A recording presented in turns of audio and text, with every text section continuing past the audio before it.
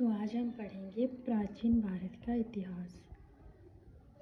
ये भारत के इतिहास को हम कैसे जान सकते हैं, उसके लिए क्या क्या सोर्सेस हैं, और भारतीय इतिहास को समझने के लिए उसको 3 भागों में बांट कर पढ़ा जाता है, जैसे प्राचीन भारत, मध्यकालीन भारत, आधुनिक भारत।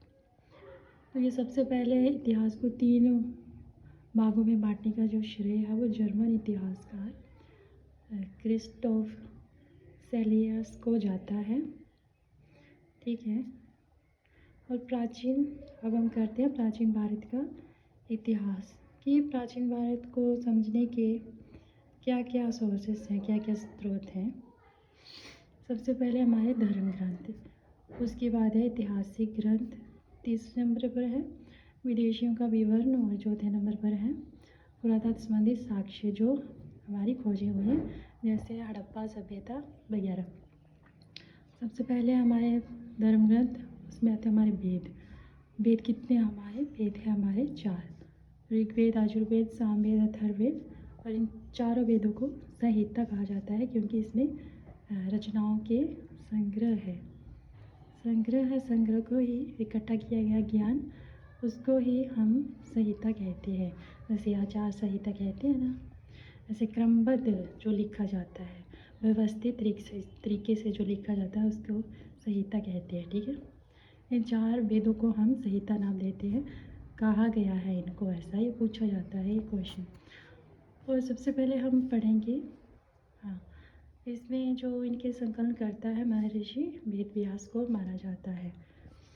सबसे पहले हम करेंगे ऋग्वेद। ऋग्वेद किसे कहा जाता है? रचनाओं के क्रमबद्ध ज्ञान के संग्रह को हम ऋग्वेद कहते हैं, कहा जाता है। इसमें 10 मंडल है, 1028 इसमें सूक्त है। सूक्त कहते हैं किसी कहावत को या स्तुति को, ठीक है, या किसी का गान करना, जैसे ईश्वर का गान करना, स्तुति करना ईश्वर की। और नेक्स्ट है कि इसमें 10,462 रचनाएं हैं। इस वेद को जो पढ़ता है, जो ऋषि इस वेद को पढ़ता है उस ऋषि को होत्री कहते हैं।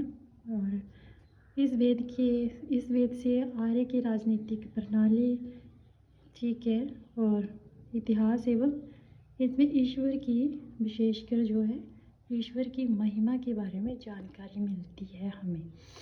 इसलिए इसमें ज़्यादातर हमें मंत्र दिखते हैं और ईश्वर की स्तुतियाँ दिखती हैं। ये जाना ही इसके लिए जाता है, ईश्वर की महिमा के लिए जाना जाता है ऋग्वेद। सबसे प्राचीन वेद है हमारा ऋग्वेद, और विश्वामित्र द्वारा रचित है ये ऋग्वेद। इसके तीसरे मंडल में सूर्य देवता सावित्री को समर्पित प्रसिद्ध गायत्री मंत्र है हमारा। किस मंडल में? इसमें टोटल कितने मंडल हैं? 10 मंडल।